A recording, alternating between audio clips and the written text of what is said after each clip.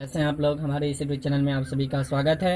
यदि हमारे चैनल को लाइक सब्सक्राइब एवं कमेंट नहीं किए हैं तो जल्द से जल्द लाइक सब्सक्राइब एवं कमेंट कर दे तथा बेल आइकन को दबाना ना भूलें ताकि जो भी नोटिफिकेशन हो वो आपके पास पहुंच सके।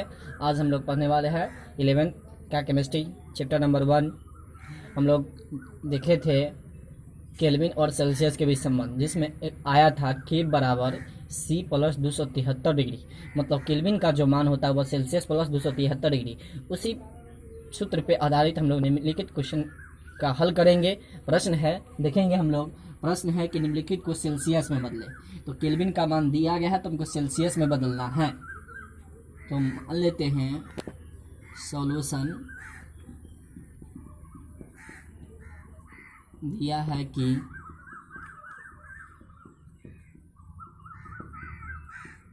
केल्विन ताप बराबर 300 केल्विन। अब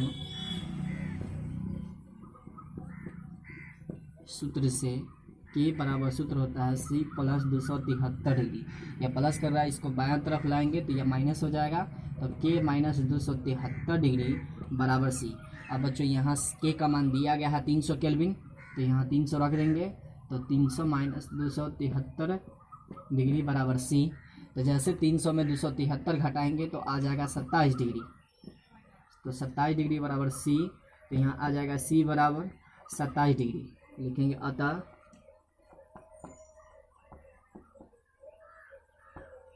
सेल्सियस बराबर 27 डिग्री सेल्सियस। इसी प्रकार क्वेश्चन नंबर 2 को हल करेंगे। मान लेते हैं सॉल्यूशन दिया गया है कि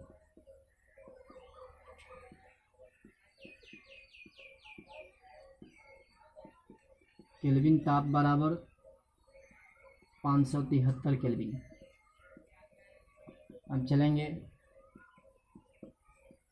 सूत्र से। तो के बराबर सूत्र होता है सी प्लस 273 केल्विन। तो यहाँ से हमको सी का मान निकालना है। या प्लस कर रहा है, इधर माइनस हो जाएगा। तो के माइनस 273 डिग्री बराबर सी। तो यहाँ के का मान 573 रख देंगे। तो 573 डिग्री माइनस 273 डिग्री बराबर सी।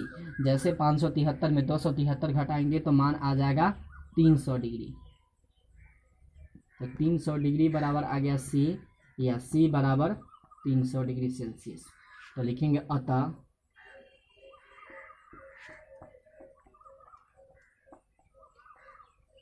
सेल्सियस बराबर 300 डिग्री सेल्सियस पैमाना। तो हम लोग देख लिए, और इसी आधारित पर हम लोग नेक्स्ट क्वेश्चन की बात करेंगे कि निम्नलिखित को केल्विन ताप में बदले। तो सेल्सियस में बदले थे, केल्विन था। तो यदि सेल्सियस देखे रहे तो केल्विन में कैसे बदलेंगे। अगर सेल्सियस का मान दिया रहे तो केल्विन में कैसे परिवर्तित करेंगे। तो उस पर आधारित हम लोग विभिन्न प्रश्नों का हल करेंगे। देख रहे हैं कैसे होगा। और उस समय देखे थे कि उसको सेल्सियस में बदल रहे थे। उस समय केल्विन का मान दिया हुआ था तो सेल्सियस में बदल रहे थे, और इस समय सेल्सियस का मान है तो केल्विन में कैसे बदलेंगे। तो देखेंगे पहला नंबर में सॉल्यूशन मान लेते हैं। दिया गया है कि सेल्सियस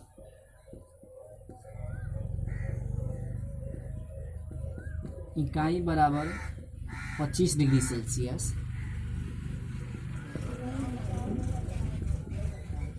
सूत्र से के बराबर सूत्र होता है के प्लस 273 डिग्री। तो यहाँ से के का मान रख देंगे 25, मतलब सी का मान दिया गया है। तो 25 डिग्री अब प्लस 273 डिग्री। तो 5 3 8 और 2 में 7 जोड़ देंगे तो 9। तो 298 केल्विन आ जाएगा मान। तो लिखेंगे अतः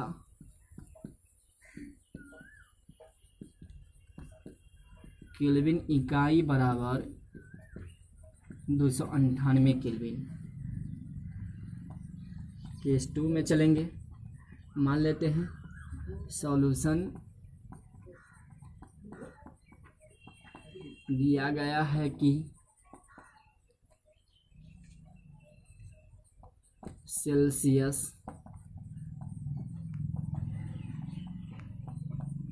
इकाई बराबर 373 डिग्री सेल्सियस।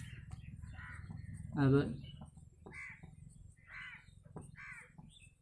सूत्र से के बराबर सूत्र होता है सी प्लस 273 डिग्री।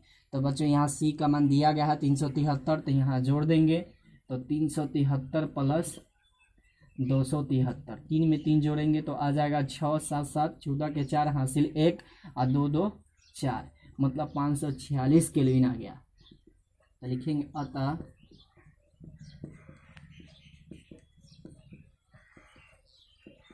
केल्विन इकाई बराबर 546 केल्विन आ गया। अब इसी प्रकार क्वेश्चन नंबर 3 का सॉल्व करेंगे।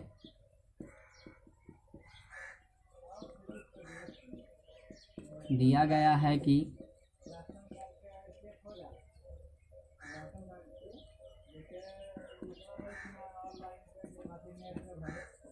केल्विन इकाई बराबर -273 डिग्री। अब सूत्र से केल्विन इकाई नहीं दिया, सेल्सियस इकाई मान लेते हैं, यहाँ सेल्सियस इकाई दिया हुआ है।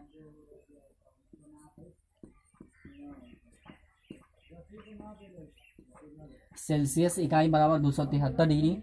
सूत्र का उपयोग करेंगे तो बच्चों के बराबर सूत्र होता है C प्लस 273 डिग्री। तो यहाँ पे C का मान 273 दिया है, इस मान को यहाँ पुट कर देंगे तो आ जाएगा -273 डिग्री अब प्लस 273 डिग्री। तो माइनस में 273 में प्लस 273 घटाएंगे तो यह मान आ जाएगा 0 केल्विन। तो लिखेंगे अतः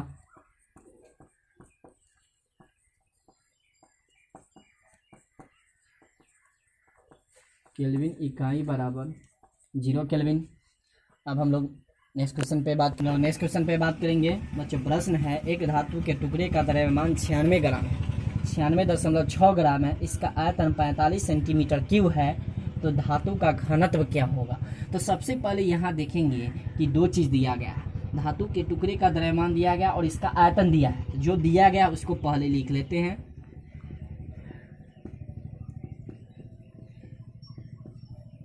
दिया गया है कि धातु के टुकड़े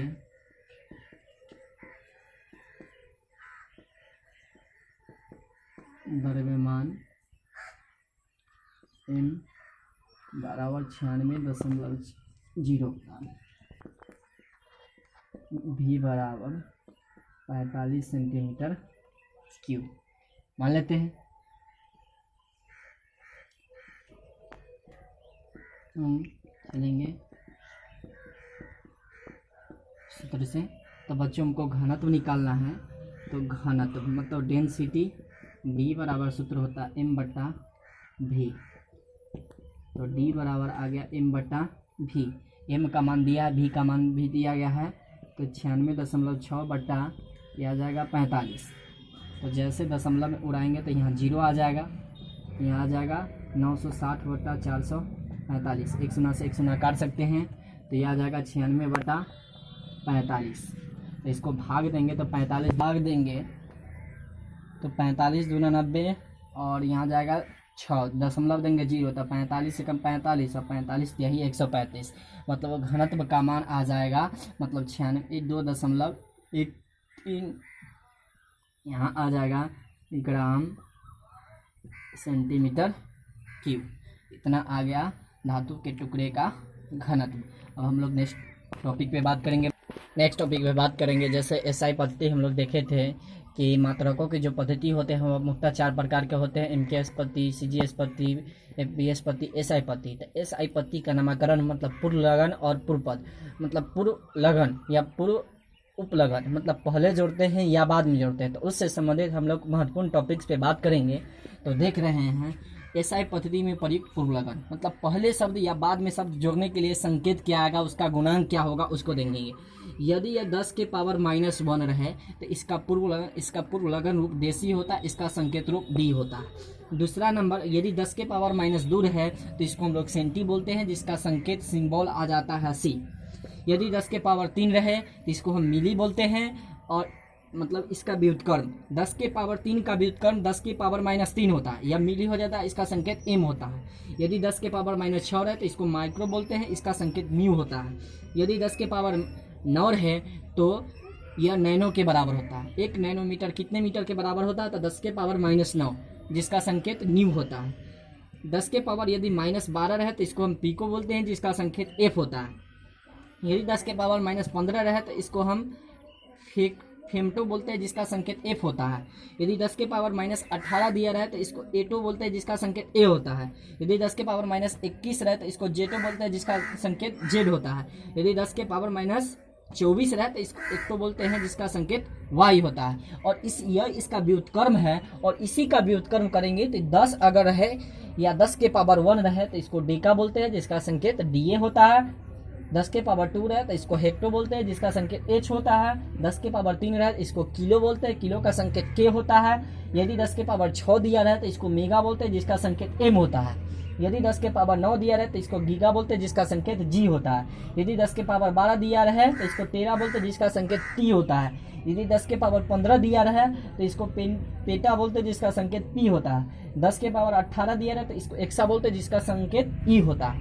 लास्ट देखेंगे, यदि 10 के पावर 21 दिया रहे तो इसको जेटा बोलते हैं, जिसका संकेत जेड होता है। यदि 10 के पावर 24 दिया रहे तो इसको योटा बोलते हैं, जिसका संकेत वाई होता है। तो बच्चों, हम एसआई पद्धति से संबंधित गुणांक, पूर्व लगन और संकेत तो देख चुके। अब हम लोग नेक्स्ट टॉपिक पे बात करेंगे, जिसका नाम है वैज्ञानिक संकेतन, साइंटिफिक निटेशन। नेक्स्ट टॉपिक पे बात का नाम है वैज्ञानिक संकेतन, साइंटिफिक निटेशन। तो वैज्ञानिक संकेतन एक तरह का मान लेते हैं पद्धति है, तो वह पद्धति जिसमें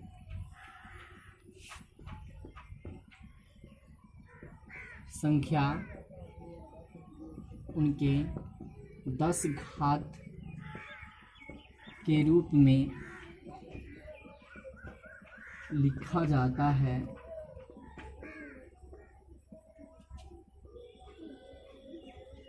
उसे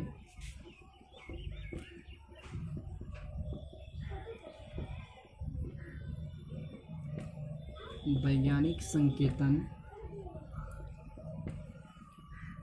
कहते हैं।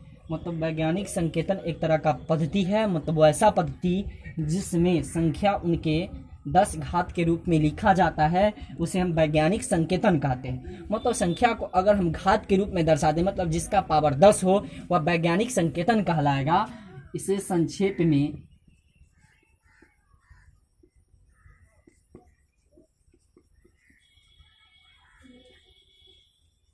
n गुना 10 के पावर n के रूप में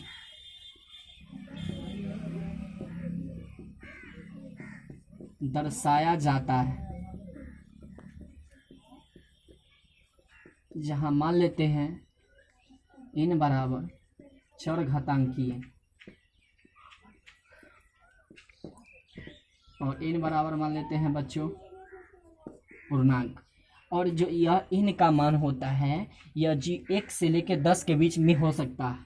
देखेंगे n का मान 1 से 10 के बीच हो सकता है।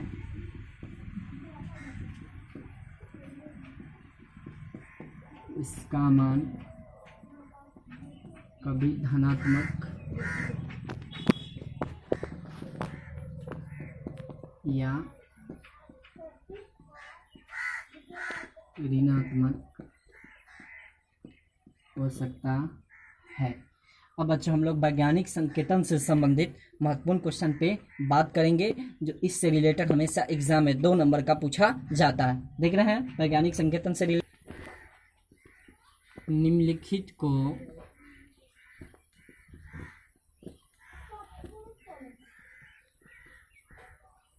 वैज्ञानिक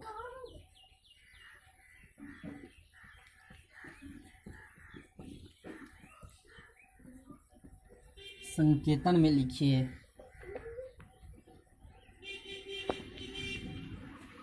तो मान लेते हैं पहला नंबर में दिया है 0.004, दूसरा में दिया है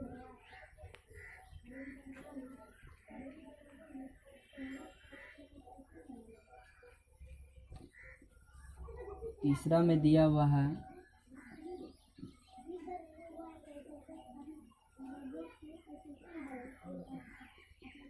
0.005।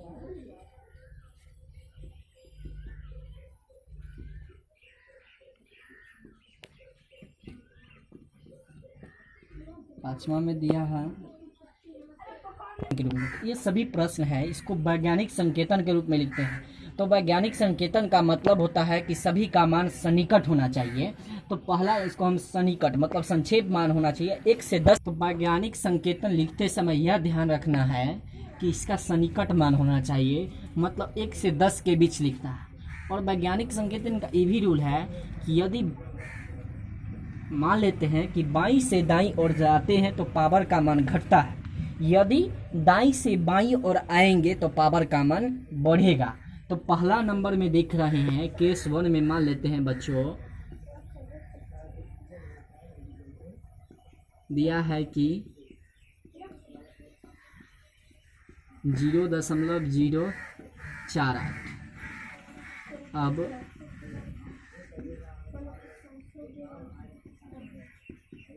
वैज्ञानिक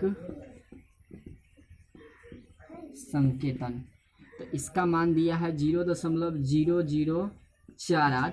तो जैसे इधर खसकेंगे, अगर 3 अंक खसक रहे हैं तो जैसे 1 2 3 अंक खसकेंगे तो इसका मान आ जाएगा 4.8। और जैसे 3 अंक खसके हैं तो इसका मान 10 के पावर 3 आ जाएगा। इसी का नाम वैज्ञानिक संकेतन है। केस 2 में चलेंगे।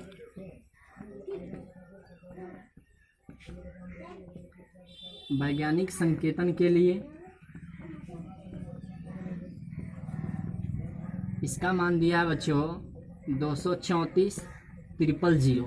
तो 000 तो 3 जीरो है, 2 अंक और खसकेंगे तो 3 2 5 आ जाएगा, तो 10 के पावर 5, मतलब इसका संकेतन आ जाएगा 2.34 गुने 10 के पावर 5।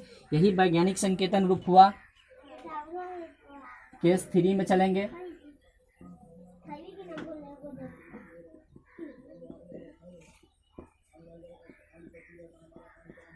वैज्ञानिक संकेतन के लिए यह मान दिया हुआ 8008। जैसे 3 अंक इधर खसकेंगे तो यह मान आ जाएगा 8.008 गुने 10 के पावर 3 खसके। अब हम लोग अगला देखेंगे, यह मान यहाँ है। चौथा देखेंगे केस 4 में।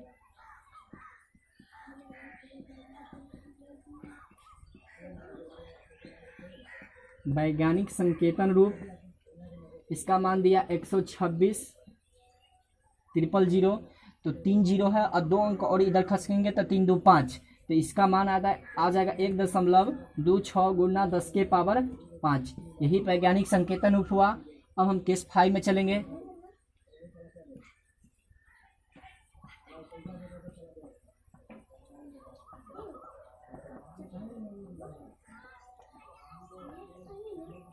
वैज्ञानिक संकेतन रूप, यह मान दिया है बच्चों 500.0। जैसे इस ओर खसकेंगे तो 2 अंक तो पहले से दिया है और 2 अंक खसकेंगे तो 2 हो जाएगा, तो इसका मान आ जाएगा 5.00 गुना 10 के पावर। तो 2 अंक पहले से 2 अंक और खसकेंगे तो 2 2 4 आ जाएगा, मतलब इसका मान आ गया 4, मतलब 5.000 10 के पावर 4। यही वैज्ञानिक संकेतन है। और यह छठा जो मान दिया गया है यह एक खुद वैज्ञानिक संकेतन के रूप में कि इसका सन्निकट मान 1 और 10 के बीच है, तो 1 और 10 के बीच 6 आता है। तो उम्मीद करते हैं कि वैज्ञानिक संकेतन रूप आप लोगों को लिखने आ गया है, मतलब जिसका घात अधिकतम 10 के रूप में हो, मतलब 1 से 10 के रूप में लिखा जा सकता है, वही वैज्ञानिक संकेतन रूप कहलाता है। और इसी से रिलेटेड आप लोग वैज्ञानिक संकेतन कोई भी एग्जामिनेशन बोर्ड में अगर सवाल पूछे तो आप इस रूप में दर्शा सकते हैं, तो यह वैज्ञानिक संकेतन का रूप हो जाएगा। अब बच्चों हम लोग लास्ट क्वेश्चन पे बात करेंगे। प्रकाश का वेग होता है जो चाल के बराबर होता है। प्रकाश का चाल दिया गया है तो 2.00 न्यू सेकेंड। तो न्यू जो होता है नैनो के बराबर होता है, नैनो 10 के पावर -9 के बराबर होता है। तो इतना में प्रकाश की दूरी क्या होगी? तो सबसे पहले हम मान लेते हैं, दिया गया है कि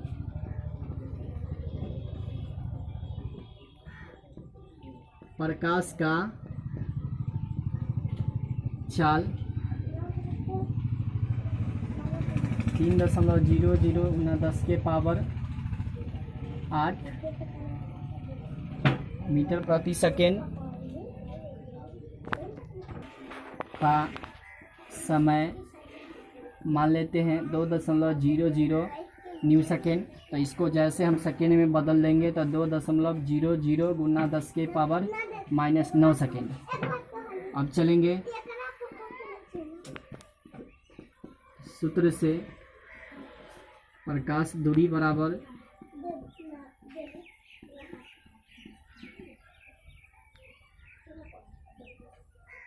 भी गुना टी। एस बराबर सूत्र होता है भी गुना टी। तो भी का मान भी दिया गया है और यहाँ टी का मान भी दिया गया है। या एक ऐसे भी होता है दूरी बराबर सी बराबर, मतलब मान लेते हैं